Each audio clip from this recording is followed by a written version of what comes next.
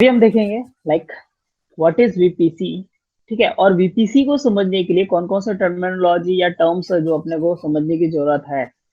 Like तुम्हें समझ में आना चाहिए साइडर क्या होता है, तुम्हें समझ में आना चाहिए सबनेट क्या होता है, तुम्हें समझना चाहिए कि आरएफसी क्या होती है, स्पेशली 1980।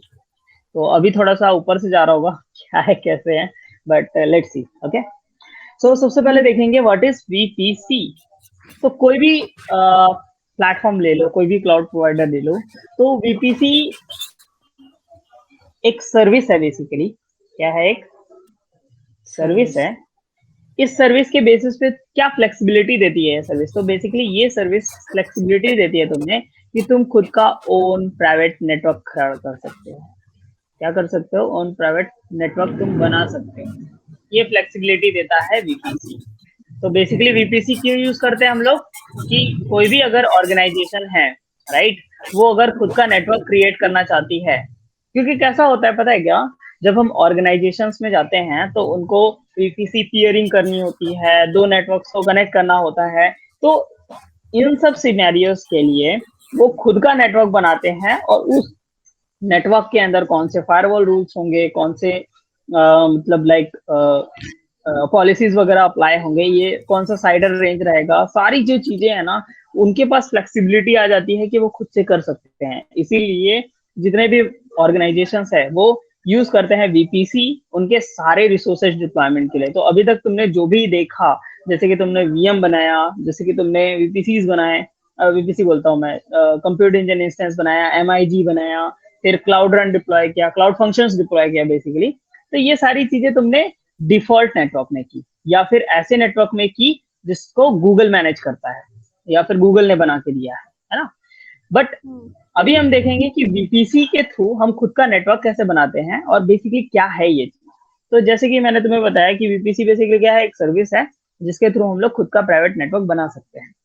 अब ये खुद का प्राइवेट नेटवर्क जब हम बनाते हैं, तो वीपीसी जो है ना एक नेटवर्क है। नेटवर्क है मतलब बहुत बड़ा नेटवर्क, मतलब बहुत बड़ा नेटवर्क, मतलब क्लाउड में खुद का नेटवर्क होगा। अब इस नेटवर्क के अंदर तुम वर्चुअल मशीन स्पिन अप करोगे, एक और वर्चुअल मशीन स्पिन अप कर दिया मैंने, एक और वर्चुअल मशीन स्पिन अप किया, ऐसे बहुत सारे वर्चुअल मशीन, दूसरे दूसरे सर्विसेज, स्टोरेज के लिए कोई डेटाबेस स्पिन अप कर लिया मैंने, डीबी, है ना। तो बहुत सारे रिसोर्सेज जो है वो इस पर्टिकुलर नेटवर्क के अंदर होते हैं, या फिर हम क्रिएट कर सकते हैं। ठीक है, और इस नेटवर्क लेयर पे, ये जो बाहर का लेयर है, इस नेटवर्क के लेयर के ऊपर हम फायरवॉल रूल अप्लाई करते हैं। क्या अप्लाई करते हैं? फायरवॉल रूल, मतलब एक तरह से रूल्स होता है। जैसे कि तुम स्कूल में एंटर कर रहे हो, राइट, तो स्कूल में एंटर वही कर सकता है जो प्रॉपरली ड्रेस पहन रखा हो, राइट, यूनिफॉर्म में हो, तब जाके तुम वो अंदर हो सकता है। या फिर तुम्हारे पास अगर आइडेंटिटी कार्ड होगा उस पर्टिकुलर स्कूल का, तभी then and then you can enter in the school, right. तो इन द सेम मैनर तुम्हारा पूरा स्कूल एक नेटवर्क है, उस नेटवर्क के अंदर वही ट्रैफिक्स, वही पैकेट जा सकते हैं जो कि ये फायरवॉल रूल अप्लाई करता है, या फिर ये इंस्ट्रक्शंस जो है उसको अलाउ करते हैं कि भाई तुम जा सकते हो। ठीक है, तो अब जब तुम लोग नेटवर्क बनाते हो तो तुम लोग एक एक बात सोचोगे, ठीक है। तो इस नेटवर्क को जब हम बनाते हैं तो एक ना रेंज डालते हैं। ठीक है, जैसे कि हम ये बताते हैं ना कि इस स्कूल का जो ऑन प्रेमिसेस है, मेरा इस स्कूल का जो एरिया है वो इस बाउंड्री से गिरा हुआ है, राइट।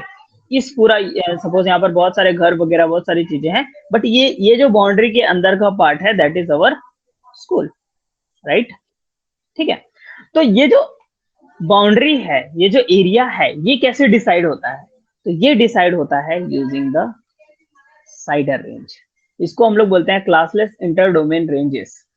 ठीक है, तो साइडर रेंजेस के थ्रू हम ये डिसाइड करते हैं कि हमारा जो नेटवर्क है उसकी जो बाउंड्री है वो कहाँ तक एक्सपैंड हो सकता है, ये हम डिसाइड करते हैं इस साइडर रेंजेस के थ्रू। ठीक है, तो ये साइडर रेंजेस हम कैसे डिसाइड करते हैं कि भाई हमारा नेटवर्क कितना बड़ा होगा, क्या होगा, ये कैसे डिसाइड होता है?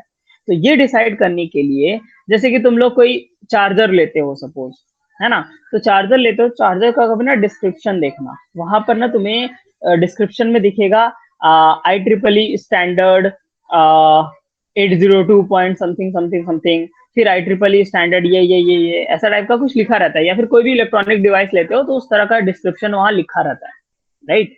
सो इस डिस्क्रिप्शन का मतलब क्या है? तो इस डिस्क्रिप्शन का मतलब ये है कि जो IEEE ऑर्गेनाइजेशन है, IEEE क्या है? एक ऑर्गेनाइजेशन है। उन्होंने कुछ स्टैंडर्ड्स बना रखे हैं in the form of this numbers, और उसमें उन्होंने वो डिस्क्रिप्शन डिफाइन कर रखा है कि भाई ये जो डिवाइस है ये स्पेसिफिकेशंस रखता है, या इस डिवाइस के अंदर ये स्पेसिफिकेशंस अवेलेबल हैं, ठीक है। तो अभी तुम लोग अज्यूम करो, तुम लोग कभी देखते होगे कि अगर मेरे पास डेल का लैपटॉप है और अगर मैं लेनोवो का कीबोर्ड यूज कर रहा हूँ, ठीक है, तो ये दोनों आपस में अगर मैंने कनेक्ट किया तो ये दोनों एक दूसरे के साथ काम करते हैं, बल्कि ब्रांड तो दूसरा दूसरा है ना, ऐसा तो नहीं होना चाहिए, है ना। ये दूसरा ब्रांड है, ये दूसरा ब्रांड है, बट अगर मैं चाहूं तो दोनों को, भले ही ब्रांड अलग अलग है, बट डेल के लैपटॉप के साथ मैं लेनोवो का कीबोर्ड यूज कर सकता हूँ, राइट। ये चीज कैसे पॉसिबल होती है? Only because of compatibility, only because of compatibility. और ये कॉम्पैक्टिबिलिटी किसके थ्रू आती है? इन स्टैंडर्ड्स के थ्रू आती है। अब क्या हुआ है, जो IEEE ऑर्गेनाइजेशन है उन्होंने स्टैंडर्ड्स बना रखे हैं in the form of these numbers, और उस स्टैंडर्ड में वो स्पेसिफिकेशन उन्होंने डिफाइन करके रखा है कि ये जो कीबोर्ड है इसमें इतना पावर लेवल होना चाहिए, इतना थ्रेशोल्ड होना चाहिए, वो सारे स्पेसिफिकेशन इसमें लिखे हुए हैं। तो कोई भी कंपनी, भले ही नई कंपनी है, अलग कंपनी है, बट वो जो डिवाइस बना रही है वो इन्हीं स्टैंडर्ड्स के बेसिस पे बनाती है, ठीक है। तभी जाके जब हम इस नेटवर्क, इस पर्टिकुलर कीबोर्ड को जब इस पर्टिकुलर कंपनी के लैपटॉप के साथ कनेक्ट करते हैं तो वो वर्क करता है, क्योंकि इन दोनों को जब भी बनाया गया है ना, तो बनाने के लिए जो स्टैंडर्ड हमने फॉलो किया है that is the same basically, ठीक है। तो इन द सेम मैनर जब हम बात करते हैं नेटवर्किंग का, जब हम बात करते हैं नेटवर्किंग का, तो नेटवर्क से रिलेटेड या फिर इंटरनेट से रिलेटेड चीजों का स्टैंडर्डाइजेशन करने के लिए, एक दूसरे के साथ कॉम्पैक्टिबल हो इसके लिए एक ऑर्गेनाइजेशन काम करती है, दैट इज IETF। क्या बोला मैंने? IETF। अब इसका फुल फॉर्म क्या होता है? दैट इज इंटरनेट, किसको आइडिया है? इंटरनेट इंजीनियरिंग टास्क फोर्स बोलते हैं इनको, ठीक है, टास्क फोर्स, ठीक है। सो IETF बेसिकली क्या है? Internet engineering task force. तो ये वो ऑर्गेनाइजेशन है जो इंटरनेट से रिलेटेड चीजों के लिए या फिर नेटवर्किंग से रिलेटेड चीजों के लिए स्टैंडर्ड्स बनाती है, ठीक है, स्टैंडर्ड्स बनाती है। तो वो स्टैंडर्ड्स जब बनाती है, तो मैंने तुम्हें प्रीवियस एग्जांपल में बोला कि IEEE, ठीक है, फिर उसके बाद standard, then 802 point something something ऐसा कुछ लिखा रहता है। बट जब IETF कोई स्टैंडर्ड बनाती है, उसका जो डॉक्यूमेंटेशन होता है वो इन द फॉर्म ऑफ होते हैं RFC। यस, किस फॉर्म में रहते हैं? RFC। अब इस RFC का फुल फॉर्म क्या है? Request for comment. क्या बोलते हैं इसको? Request for comments. So basically ये RFCs के फॉर्म में वो उस पर्टिकुलर स्टैंडर्ड का डॉक्यूमेंटेशन होता है जिसमें सारा डिस्क्रिप्शन लिखा रहता है उस पर्टिकुलर स्टैंडर्ड के लिए। तो हमारे जो मतलब की चीज है, जो मैंने बात किया साइडर रेंजेस कैसे डिसाइड होते हैं, तो उसके लिए भी हमारे पास एक RFC अवेलेबल है, that RFC is called as RFC 1980, ठीक है। सो अभी जस्ट गूगल करते हैं और देखते हैं ये RFC बेसिकली क्या है, राइट। तो अभी जस्ट मैंने गूगल कर रखा है, बट तुम्हारे लिए फिर से करता हूँ। सो जस्ट टाइप करो RFC 1980, हिट एंटर। पहली जो लिंक आएगी tools.rfc, ये वाली, ठीक है, जस्ट इसके अंदर जाओ, ठीक है। ये है RFC बेसिकली। तो इसमें सारा डिस्क्रिप्शन लिखा हुआ है कि ये RFC किससे रिलेटेड है, तो address allocation for private internet या प्राइवेट नेटवर्क्स, ठीक है। तो यहाँ पर जब तुम नीचे आओगे, यहाँ पर एक सेक्शन है, section number 3, private address space, या फिर बोलते हैं इसको साइडर रेंजेस। तो यहाँ पर तुम्हें 3 साइडर रेंजेस दिख रहे हैं, दिख रहे हैं क्या? ठीक है। तो यही 3 साइडर रेंजेस है जिसके थ्रू पूरी दुनिया में कोई भी अगर प्राइवेट नेटवर्क बना हुआ है, उसमें जो भी साइडर होंगे वो यही 3 साइडर रेंजेस में से एक होगा, या फिर एक से ज्यादा भी हो सकते हैं।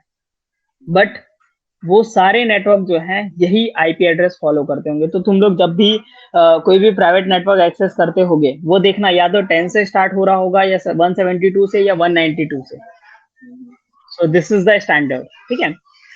तो बेसिकली ये था हमारा RFC। तो कोई भी अगर मुझे प्राइवेट नेटवर्क बनाना होगा तो मैं यही 3 साइडर रेंजेस यूज करूंगा। एक जो है 10 डॉट, अब यहाँ पर तुम देख रहे होगे, एक और चीज बताता मैं यहाँ पर, ओके ठीक है। तो ये समझ में आया मुझे कि मेरे पास क्या है, एक नेटवर्क है जिसके अंदर मैं बाउंड्री बनाता हूँ। अब इस बाउंड्री का जो ये आउटर लेयर है कि कहाँ तक एक्सपेंड हो सकता है, राइट, ये एक्सपेंशन का जो पार्ट है वो मुझे उस 3 RFC 1980 से मिल सकता है, राइट। अब इस 1980 RFC में मेरे पास जो साइडर रेंजेस है, जो रेंज है कहाँ तक ये एक्सपेंड होगा, वो रेंज 3 है। एक होता है 10 डॉट 0 डॉट 0 डॉट 0, ठीक है। एक है तुम्हारा 172 डॉट 16 डॉट 0 डॉट 0, एक है तुम्हारा 192 डॉट 68 डॉट 0 डॉट 0। और यहाँ पर अगर तुम देखोगे ना तो यहाँ पर साइड में भी लिखा हुआ है, कैसे लिखा हुआ है, /16 या /12/16, ऐसा टाइप का लिखा हुआ है, राइट। 172.16 है यार, मैंने थोड़ा गड़बड़ लिख दिया, ठीक है। 172.16.0.0 और 190 168, ठीक। तो ये रेंजेस हैं, ठीक है। तो अगर तुम लोग आईपी एड्रेस की बात करो, राइट, इसकी बात करो आईपी एड्रेस, तो आईपी एड्रेस में 4 ब्लॉक्स होते हैं, 4 ऑक्टेट से बनता है, वो टोटल होता है ये 32 बिट का, 32 बाइट का रहता है, ठीक है। 32 बाइट का कैसे, तुम लोग कैसे लिखते हो आईपी एड्रेस को, जब भी टाइप करते हो 10 पहला ऑक्टेट, फिर एक डॉट डालते हो, फिर दूसरा नंबर, फिर एक डॉट डालते हो, तीसरा डॉट, फिर एक डॉट डालते हो, चौथा डॉट, फिर एक डॉट डालते हो, राइट। तो ये 3 डॉट्स डालते हैं, बीच में ऐसे लिखते हैं। तो हर एक जो ये नंबर होता है ना, ये एक ऑक्टेट होता है। तो ये 8 का, ये 8 का, ये भी 8 का, और ये भी 8 का। तो टोटल सबको सम करोगे तो तुम्हें 32 बिट का आईपी एड्रेस मिलता है, ठीक है। सो अब कैसा है, और हर एक जो आईपी एड्रेस रहता है ना, ये 8 तक जा सकता है। 8 तक जा सकता है इन द सेंस कि अगर मैं 2:8 कर रहा हूँ, 2 कितना कर रहा हूँ, 8, इसका मतलब है ये 256 तक जा सकता है। कहाँ तक जा सकता है, 256। समझ में आया? हाँ। क्लियर ना? ओके, ठीक है। तो अभी क्या करेंगे, देखो, अगर मैं फर्स्ट रेंज को डिसाइड करूं, अगर मैं फर्स्ट रेंज लेता हूं, फर्स्ट रेंज क्या है अपना 10 डॉट 0 डॉट 0 डॉट 0, करेक्ट है ना। तो अगर मैं देखूं यहाँ पर ये जो वर्ड है ये 0 है, यहाँ पर भी ये क्या है 0 है, यहाँ पर भी ये क्या है 0 है, ये वाला चेंज नहीं होगा, ये स्टैटिक हो गया। तो अगर मैं यहाँ पर 10 तो फिक्स हो गया, 10 को चेंज ही नहीं कर सकता मैं, बट जो मेरा सेकंड वाला है, बट जो मेरा सेकंड नंबर है वो अभी 0 है। तो मैंने बताया जो मेरा फर्स्ट ऑक्टेट होता है वो हर एक 8 का रहता है। किसका किसका रहता है, 8 का रहता है। मतलब ये 2:8 तक जा सकता है, मतलब 256 जा सकता है। तो अगर ये 0 से स्टार्ट हो रहा है तो 0 से कहां तक जा सकता है, 255 तक। देखो 256 हुआ टोटल, 0 को कंसिडर कर रहा हूं मैं, 1 से स्टार्ट नहीं कर रहा, है ना। यहाँ पर भी जो सेकंड नंबर है अगर उसको भी अगर मैं लूं तो ये भी 0 से कहां तक जाएगा, 255 तक जाएगा। अगर तीसरा नंबर भी लेता हूं तो भी मेरा ये 0 से लेकर कहां तक जाएगा, 255 तक जाएगा, करेक्ट। इतना समझ में है। तो देखो अभी अभी अगर मैं रेंज बनाऊं तो 10 डॉट, सपोज मैं यहाँ पर 1 भी फिक्स कर दे रहा, ठीक है, और यहाँ पर 2 भी फिक्स कर दे रहा, मतलब 3 नंबर मैंने फिक्स कर दिए, मेरा लास्ट वाला ही सिर्फ बाकी है। बट ये लास्ट वाला जो है वो 0 से कहां तक जा सकता है, 255 तक। मतलब मेरे को सिर्फ यही नंबर चेंज करने का ऑप्शन मिलता है, तब भी मेरे पास 256 आईपीज मिलते हैं किसी भी डिवाइस को देने के लिए मेरे नेटवर्क के अंदर। मतलब मेरा नेटवर्क कहां तक एक्सपेंड हो रहा है, 256 आईपीज तक एक्सपेंड हो रहा है। तो सपोज अगर ये मेरा नेटवर्क था तो ये नेटवर्क कहां तक एक्सपेंड हो सकता है, 256 आईपीज तक, करेक्ट है ना।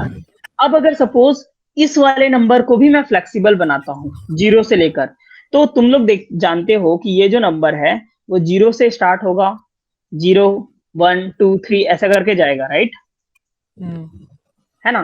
तो 0 1 2 3 करके ऐसा जाएगा।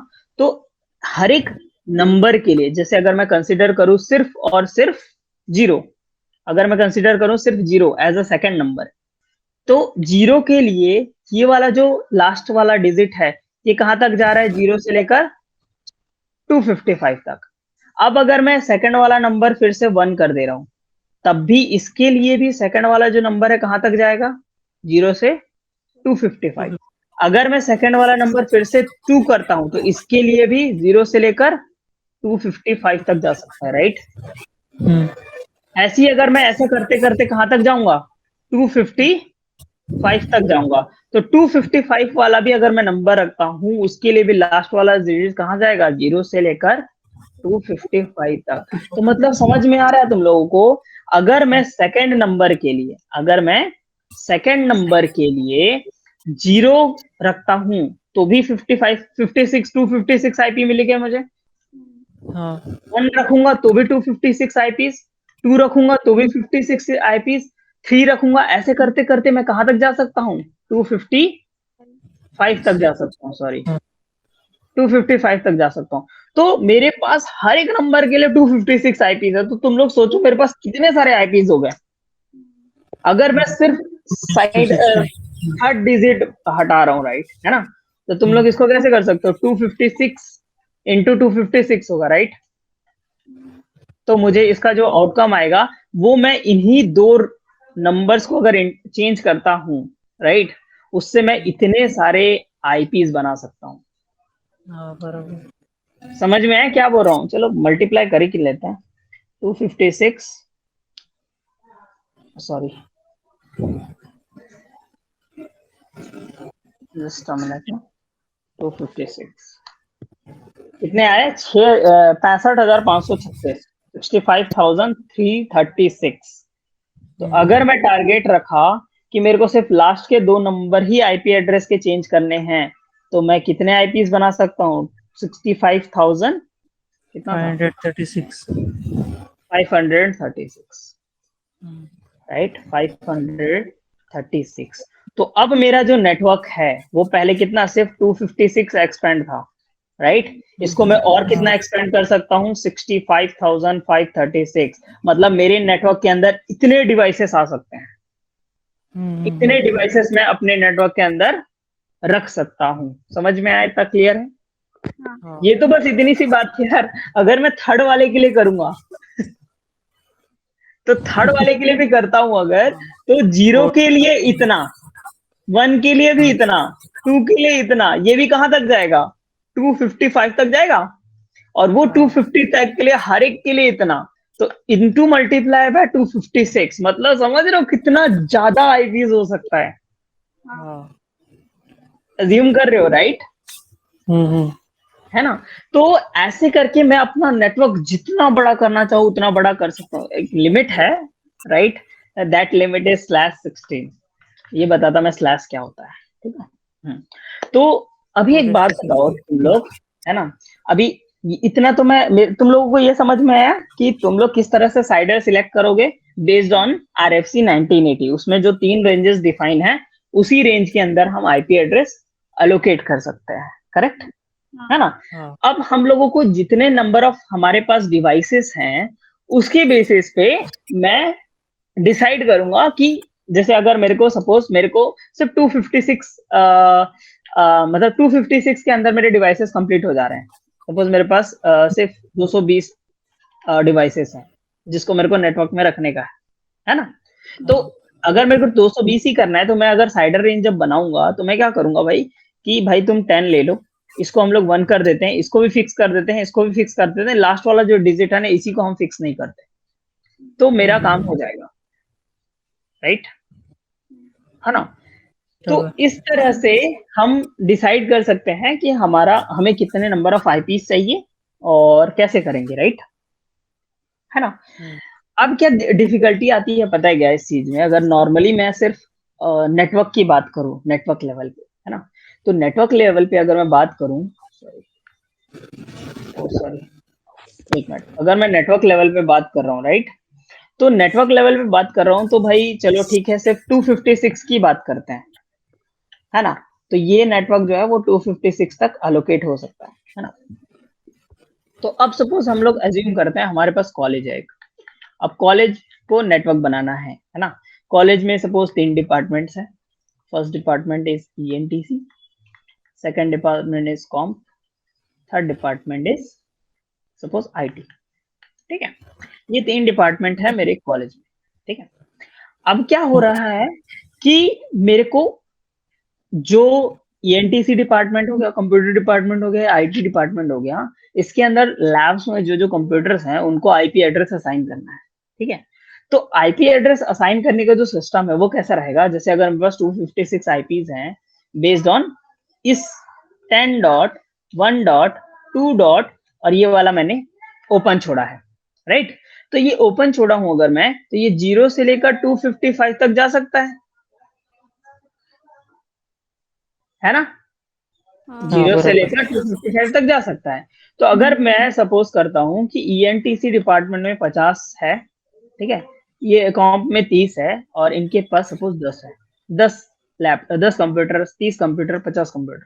ठीक है, तो अब आईपी एड्रेस अलोकेशन का पार्ट होगा। तो यहाँ पर जो डिजिट है 1 से लेकर, नहीं सॉरी 0 से लेकर 49 तक के जो आईपीज होंगे, कैसे आईपी बनेगा, 10 डॉट 1 डॉट 2 डॉट 0 पहला आईपी पहले डिवाइस को, ईएनटीसी डिपार्टमेंट के पहले कंप्यूटर को, 1 डॉट 2 डॉट 1 ईएनटीसी डिपार्टमेंट के दूसरे कंप्यूटर को, 10 डॉट 1 डॉट 2 डॉट 2 ये हमारा हो गया ईएनटीसी डिपार्टमेंट के थर्ड कंप्यूटर को। तो ऐसा करते करते हम लोग क्या करेंगे, 10 डॉट 1 डॉट 2 डॉट 49 करेंगे। तो यहाँ पर ईएनटीसी डिपार्टमेंट के जितने भी लैपटॉप्स थे, जितने भी कंप्यूटर्स थे, उनको आईपी एड्रेस एलोकेट हो गया, करेक्ट। अब आते हैं कंप्यूटर वाला पार्ट। तो कंप्यूटर वाला पार्ट क्या होगा भाई, 50 से लेकर स्टार्ट होगा और कहां तक जाएगा, 79 तक जाएगा। और फिर उसके बाद जब आईटी का बात करें, यहां तक आ गया हमारा कॉम्प का।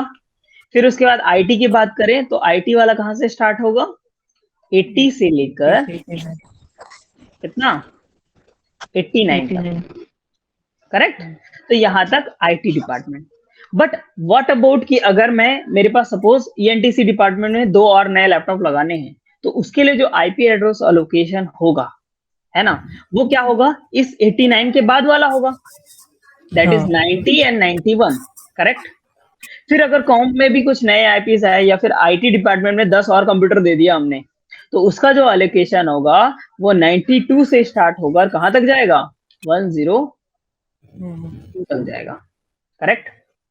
हाँ करेक्ट ना। तो लास्ट का जो डिजिट है वो 102 तक। तो यहाँ पर देखो, अगर मैं बोलूं कि भाई ईएनटीसी डिपार्टमेंट के सारे जो कंप्यूटर्स हैं उनके आईपी एड्रेस का लिस्ट बना के दो मुझे, या फिर मेरे को उसको मैनेज करना है, अगर मैं ऐसा बोलूं, तो यहाँ पर कैसा हो रहा है कि जिस टाइम पे हम जो डिवाइस ऐड कर रहे हैं उसको सीरियल वाइज वो आईपी एड्रेस अलोकेट हो रहा है, राइट। तो अगर मैं किसी पर्टिकुलर डिपार्टमेंट में नया आईपी एड्रेस डालने की कोशिश करूंगा, है ना, तो यहाँ पर दिक्कत क्या होगी कि भाई मुझे दिक्कत होगी ना मैनेजमेंट करने का, कि भाई ईएनटीसी का जो 2 डिवाइस था उसका आईपी एड्रेस 9091 है, 149 वाला तो ठीक है, 0 से लेकर 49 तक जब गया तो वो तो परफेक्ट है कि भाई मैं डायरेक्टली बोल दूं भाई 0 से लेकर 49 तक ईएनटीसी डिपार्टमेंट का है, यहाँ से यहाँ इनका है, यहाँ से यहाँ इनका है ना। बट अगर मैं बाद में नए डिवाइसेस ऐड करता हूं तो वहां पर ये चीज दिक्कत होगी, करेक्ट ना। तुम लोगों को प्रॉब्लम यहाँ पर समझ में आया मैनेजमेंट का, हाँ कंफ्यूजन होगा वहाँ पे। कंफ्यूजन होगा ना, क्योंकि बाद में हमने डिवाइस ऐड किए तो वो दिक्कत हो रहा है कि भाई कैसे पता चलेगा कि बाकी के डिवाइसेस का आईपी एड्रेस कहाँ से एलोकेट हुआ है, राइट। तो यहाँ पर दिक्कत आता है मैनेजेबिलिटी का।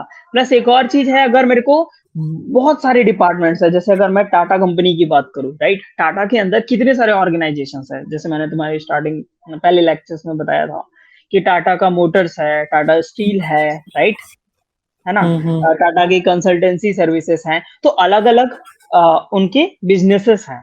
तो हर एक बिजनेस का उनका एक अलग साइडर रेंज होगा, मतलब एक पूरा, अगर मैं पूरे ऑर्गेनाइजेशन का एक वीपीसी बना दूं और हर एक डिपार्टमेंट वाले लोग वहां से आईपी एड्रेस अलोकेट कर रहे हैं अपने लैपटॉप्स कंप्यूटर्स के लिए, तो वहां पर कितना डिफिकल्ट होगा कि भाई मेरे को टाटा मोटर्स वाले सारे कंप्यूटर्स का आईपी चाहिए यार, उनको मैनेज करना है या नया ऐड करो, कितना दिक्कत वाला काम है, राइट। तो ये प्रॉब्लम सॉल्व करने के लिए हम क्या करते हैं, हमारा जो बड़ा नेटवर्क है, हमारा जो बड़ा नेटवर्क है, इसको हम डिवाइड कर देते हैं स्मॉलर पीसेस में, और इस स्मॉलर पीस को हम लोग बोलते हैं सबनेट, सब नेटवर्क, या फिर बोलते हैं हम लोग सबनेट। ठीक है, तो इसमें मैं क्या करूंगा, जैसे अगर हम लोग कॉलेज वाला ही एग्जांपल लें, तो ये पूरा मेरा नेटवर्क है। इस पूरे नेटवर्क में ये मेरा हो गया ईएनटीसी डिपार्टमेंट, ये हो गया मेरा कॉम्प डिपार्टमेंट, ये हो गया मेरा आईटी डिपार्टमेंट। तो इनके लिए जो आईपी एड्रेस एलोकेशन है वो डिफरेंट होगा।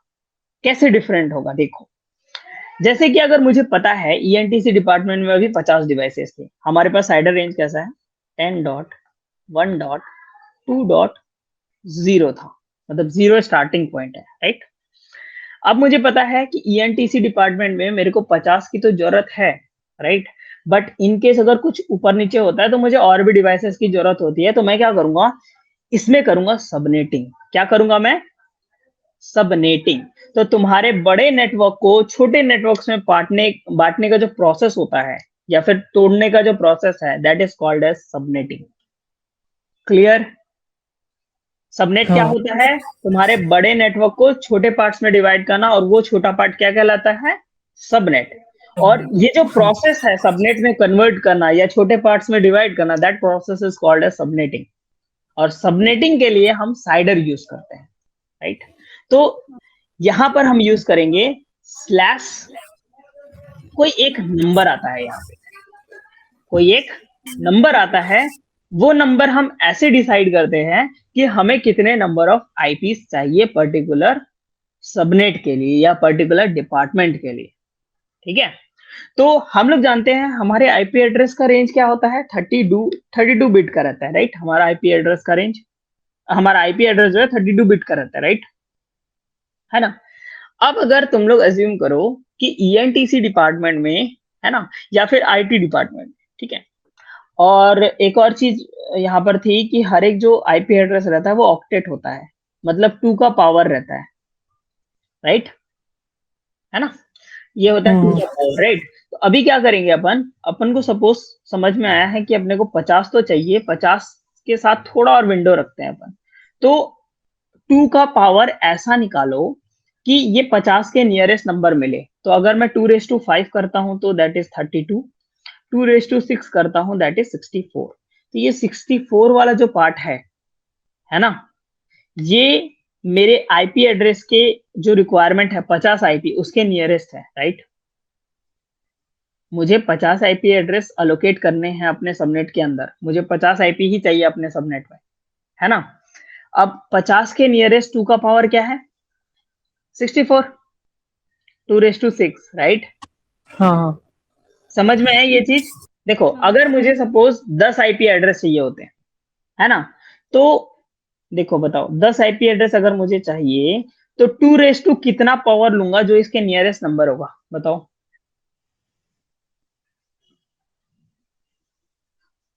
बताओ। 2:8 वाला ही, मतलब नहीं, 10 10 ही चाहिए मुझे।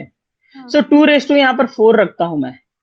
2:4 क्या रहता है, 16, 16। क्योंकि 2:3 लूंगा तो 8 हो जाएगा, तो कम हो गया ना आईपी, मेरे को 10 चाहिए। 2 डिवाइस तो ऐसे ही चले जाएंगे फिर, बट ज्यादा ले सकता हूँ, कम नहीं ले सकता, राइट। तो 2:4 लिया तो मेरे को 16 आया। अगर मेरे को 4 आईपी एड्रेस ही एलोकेट करने हैं, क्या लूंगा मैं directly, 2:2 is equal to 4। Satisfied है ये, राइट, है ना। तो अभी मैंने ईएनटीसी डिपार्टमेंट के लिए डिसाइड किया, तो मेरे को पता चला कि भाई अगर मैं 2:6 करता हूं तो मुझे 64 आईपी एड्रेस मिल सकते हैं, राइट। तो बेसिकली यहां पर जो नंबर आने वाला है that is so easy, 32 minus क्या नंबर होना चाहिए जो मुझे देगा 6। 32, ये जो पावर है वो, और यहां पर वो नंबर आएगा, तो मेरे x की वैल्यू क्या होगी, 32 माइनस 6 कितना होगा, 28 20, 26 26 26, 26। तो तो यहाँ पर जो साइडर आएगा दैट इज 26। तो अगर तुम्हें दिखता है कि भाई लास्ट में साइडर 26 है, मतलब कितने नंबर ऑफ आईपीज हैं यहाँ पे? सिंपल, 32 माइनस 26 कितना आया? 6। 2 to 6 कितना हुआ? 64। तो अगर तुम कोई सबनेट देख रहे हो जिसके लास्ट में 26 लिखा हुआ है, इट मींस इस सबनेट के अंदर कितने डिवाइसेस आ सकते हैं? 64 64 डिवाइसेस आ सकते हैं। इन द सेम मैनर अगर मैं एज्यूम करूं यहाँ पर 10.1.2.0/28 लिखा है, तो कितने आईपीएस कर सकता हूं मैं इस सबनेट के अंदर? 64 कितने डिवाइसेस आ सकते हैं? 64 कितना? नहीं नहीं 16 16 आईपी एड्रेस आ सकता है। कैसे? सिंपल करो, 32 का बिट का रहता है 28, कितना हुआ? 4। 2 to 4 कितना आया? 16। तो अगर तुम्हारे पास कोई सबनेट अवेलेबल है जिसके लास्ट में 28 है, इट मींस इसके अंदर कितने डिवाइसेस आ सकते हैं? 16 डिवाइसेस आ सकते हैं। अगर यहाँ पर मैं 29 रखूं तो /29 8 8। सिंपल, इस सबनेट के अंदर 8 डिवाइसेस आ सकते हैं। तो अभी देखो एक फ्लेक्सिबिलिटी तुम्हें दिखी क्या, कि अगर मुझे ईएनटीसी डिपार्टमेंट का जो है इसमें मेरे को इतने ही आईपी एड्रेस है तो /26 कर दूंगा मैं। जब इसके लिए आएगा तो स्लैश कितना कितना चाहिए था इसको? 30 चाहिए था, राइट? तो /5 चाहिए मुझे, 27 रख लूंगा। और यहाँ पर के लिए जब आऊंगा मैं तो 10 चाहिए, मतलब 2 to 4 होगा, मतलब यहाँ पर आ जाएगा 28। तो इससे क्या कर दिया मैंने, जो बड़ा नेटवर्क था उसको सेग्रीगेट कर लिया और उसको छोटे छोटे पार्ट्स में डिवाइड कर दिया। तो इससे फ्लेक्सिबिलिटी क्या आ गई कि जो भी आईपी एड्रेस अलोकेट हुआ है या सबनेट अलोकेट हुआ है ना, तो सबनेट में जो रेंजेस का पैटर्न जाएगा, है ना, तो उस सबनेट के अंदर, तो यहाँ पर अभी कैसा होगा कि अगर मैं इस ईएनटीसी डिपार्टमेंट वाले सबनेट में कोई नया डिवाइस ऐड करूंगा ना, तो वो 49 के बाद 50 को पकड़ेगा, ना कि 91 या 92 को। समझ में आया? तो तुम्हारे डिपार्टमेंट का जो डिवाइस है उसका जो पैटर्न है, उसकी जो मैनेजेबिलिटी है वो बहुत कम हो गई, और वो तुम्हारा डिवाइस जो है प्रॉपरली वहां पर रजिस्टर हो गया उस पर्टिकुलर आईपी एड्रेस। तो इसलिए हम करते हैं सबनेटिंग। क्लियर? हाँ समझ गया। समझ में आया पूरा क्लियर? थोड़ा कंफ्यूजिंग है कि कैसे निकालते हैं आईपी एड्रेस रेंजेस, बट ये तो क्लियर हो गया कि हम सबनेटिंग क्यों करते हैं, क्यों उसकी नीड पड़ी, राइट? हमारा अच्छा खासा नेटवर्क तो था यार, क्यों बनाते हैं हम, है ना? समझ गया। अब अगर तुम जब भी कोई सबनेट बनाओगे, I think it is clear कि तुम किस तरह से स्लैश करके लोगे, है ना? हाँ ये तो क्लियर हो गया, और सबनेटिंग क्यों करते हैं ये क्लियर हो गया, राइट?